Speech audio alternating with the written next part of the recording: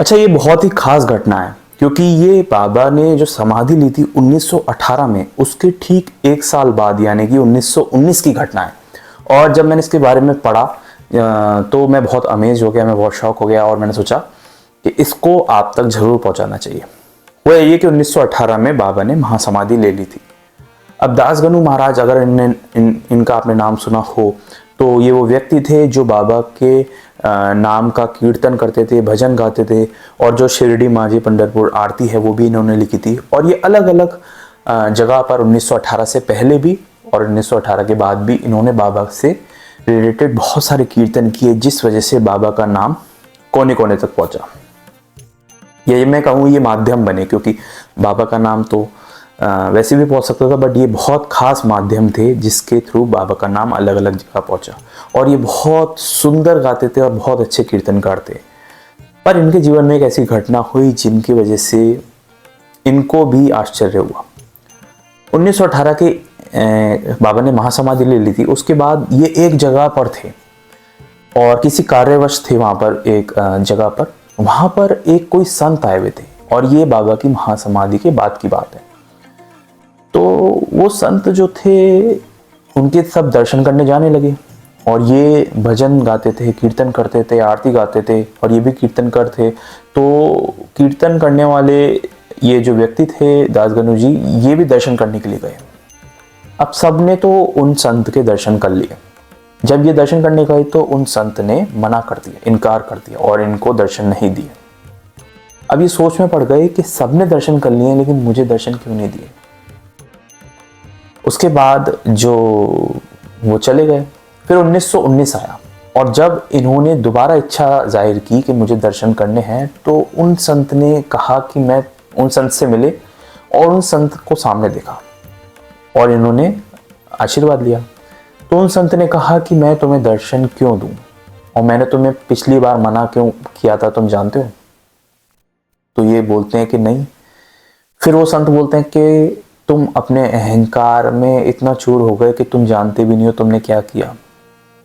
फिर ये हैरान हो गए क्योंकि अहंकार, इन्होंने सोचा कि नहीं, मैंने तो कुछ ऐसा किया ही नहीं।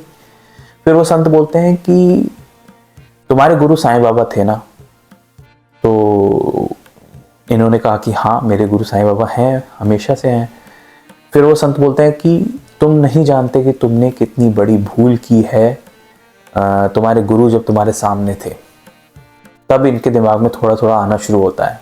फिर वो संत बोलते हैं कि तुम्हारे गुरु साईं बाबा ने जब तुम्हें आशीर्वाद दिया था और तुम्हें वो चमत्कार दिखाया था कि जब उनके पैरों से जल निकल रहा था और उस जल को पवित्र मान के, एक पवित्र जल मान के तुमने उस जल को ग्रहण करने के बजाय अपने सर पे छींटे मारे, ये सोच के कि मैं एक बड़ा ब्राह्मण हूँ तो मैं ऐसे जो चरणों का जल होता है उसको पी कैसे सकता हूँ, उसको अपने माथे पे डाल लेता हूँ। क्या ये पाप तुमने नहीं किया था? तुमने पीने के बजाय उसको अपने सर पर डाला। तब दासगनु महाराज जी को बहुत ज़्यादा हैरानी होती है। वो ये सोचते हैं कि ये जो बात है ये इनको कैसे मालूम, और दूसरी बात ये कितनी सही बात है कि कहीं ना कहीं उस अहंकार, भले ही कॉन्शियसली नहीं हो, सब कॉन्शियसली, मतलब मेरे कहीं ना कहीं दिमाग में ऐसी बात रही होगी जिस वजह से जो जल है, चरण का जल है बाबा का, वो सब भक्तों ने पिया और मैंने अपने सर पर छींटे डाले। तो कहीं ना कहीं मेरे दिमाग में ये रहा होगा कि मैं एक ब्राह्मण हूँ तो मैं इस जल को पी कैसे सकता हूँ। उस संत ने दासगनु महाराज जी को ये बात याद दिलाई और अगर कुछ छोटी सी भी भूल हुई होगी उस वजह से दासगनु महाराज जी को उसकी गिलानी हुई और कहीं ना कहीं वो व्यक्ति के माध्यम से दासगनु महाराज जी को ये समझने को मिला कि क्यों दर्शन नहीं दिए दासगनु महाराज को पहले। तो ये घटना बहुत कुछ सिखाती है हमें कि अगर आपके कोई गुरु हैं और अगर आप उनसे रिलेटेड थोड़ा भी डाउट रखते हो अपने मन में, तो वो चीज़ पूरी तरीके से नहीं मानी जा सकती, क्योंकि गुरु का मतलब है कि उनका आदेश आपके लिए पत्थर की लकीर होना चाहिए। और ऐसी कुछ ये घटना मुझे भी थोड़ी सी अमेज़ कर गई और आपको भी अमेज़ करी होगी। और 1919 की ये घटना है, बहुत ख़ास बात जानने को है जिस संत ने बाबा से रिलेटेड बात बताई दासगनु महाराज को।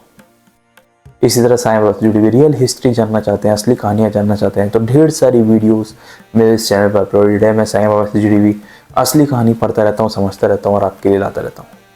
मिलेंगे नेक्स्ट वीडियो में नेक्स्ट कहानी के साथ, तब तक के लिए ओम साई राम।